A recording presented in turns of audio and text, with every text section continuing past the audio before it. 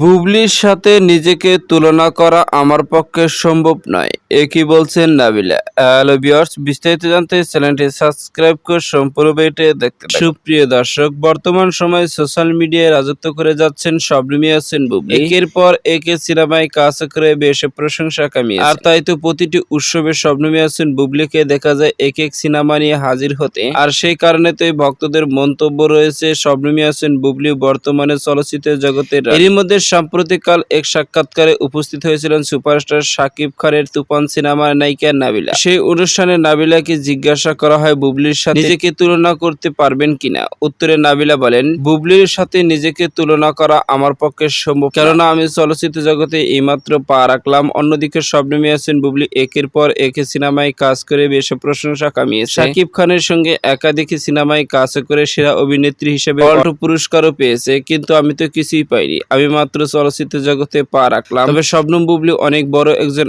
Artist, আমি তার সাথে নিজেকে কখনো কম্পেয়ার করতে পারি না, এমনই মন্তব্য নাবিলা। সুপ্রিয় দর্শক, ভিডিওটি আপনার কাছে ভালো লাগলে একটা লাইক দিন। নিত্য নতুন ভিডিও আপডেট পেতে চ্যানেলটি সাবস্ক্রাইব করুন। অসংখ্য ধন্যবাদ।